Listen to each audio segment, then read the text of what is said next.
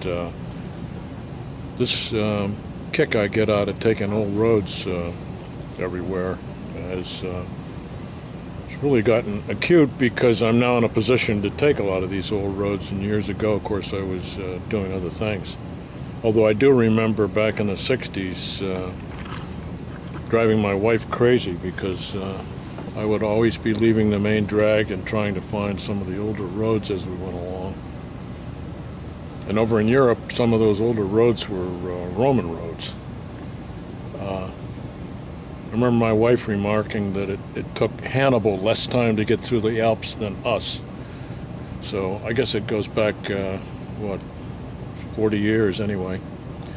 So anyway, now after last summer's adventure, last fall's adventure on Route 66, I'm now going to be taking what was called the Lincoln Highway from all the way out to San Francisco.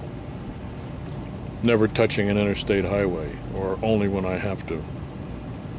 Because in some cases, over some of the mountain passes, the interstates are the only ones that are maintained. Lincoln Highway starts in Times Square, which is 35 miles north of here, and runs basically right by where I live here, maybe 400 or 500 yards. The Lincoln Highway comes right by. It's our Route 27. And I'm going to take that and head west.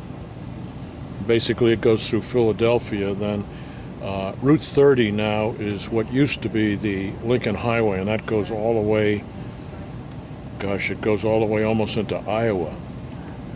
And I'm really not looking forward to the area around Chicago. Getting from South Bend, Indiana through Chicago Heights to Joliet and west is going to be a lot of laughs, because that's like, wall-to-wall commercial.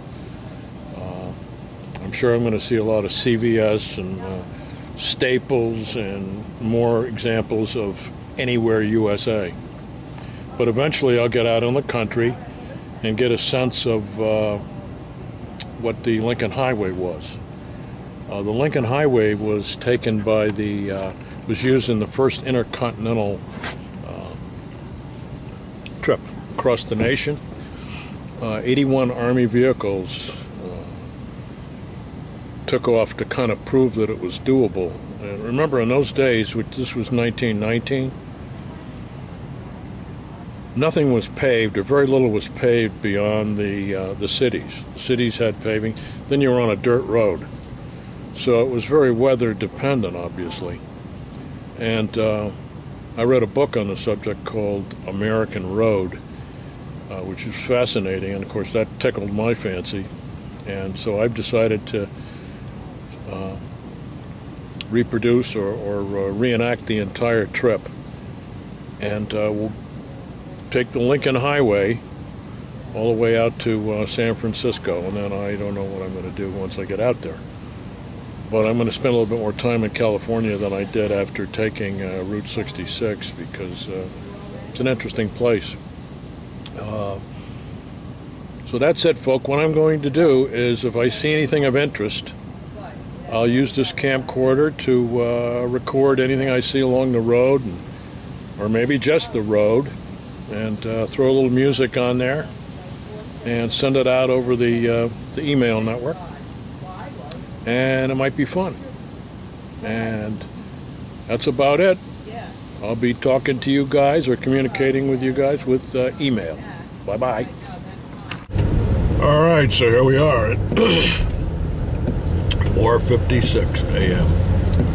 I'm starting my trip on the Lincoln Highway, which is in 27. I'm headed basically into Princeton, New Jersey.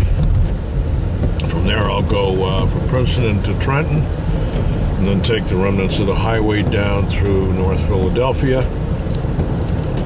In Philadelphia I'll hook up with Lancaster Pike, which is today's Route 30, and I'll be going west. Hope to get out of here at 4 o'clock, but I'll take almost 5 o'clock. Kind of rainy last night.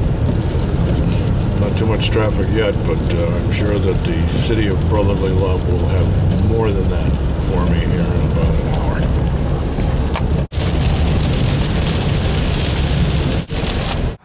This is a bucolic country scene in Pennsylvania. Probably hundreds of, God knows how many fields like this there are in Pennsylvania. Having an awful lot of agriculture in the center of the state. But it's the scene of arguably the biggest tragedy in American history, where 12,500 Confederate soldiers attacked the position roughly where I'm standing right now. This is where Pickett's charge happened, where 6,000 Confederate, mostly teenagers, were slaughtered. And assumed that they had knocked out those batteries there. Wrong. And when the kids started up this field right here, those batteries opened up and shredded them. And that was basically what turned the tide on this particular battle. It's typical of the cannon that were used at the time.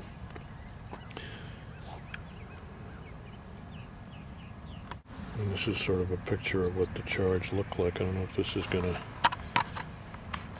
come out on the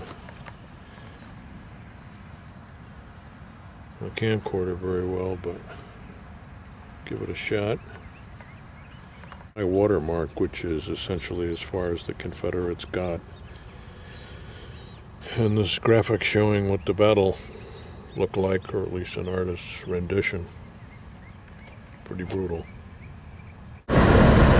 Old country road, take me home to the place I belong, West Virginia, mountain mama, take me home, country roads. I hear the voices on the radio radio's a calling me back home, and I should have been home yesterday,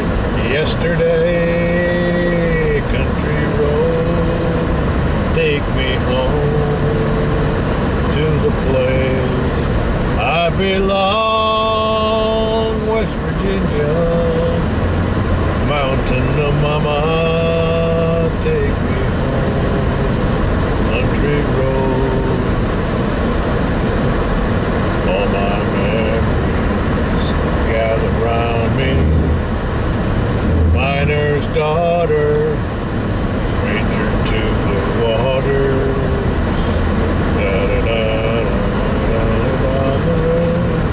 Misty taste of moonshine, teardrop in my eye, country road. Take me home to the place I belong, West Virginia, mountain of mama, take me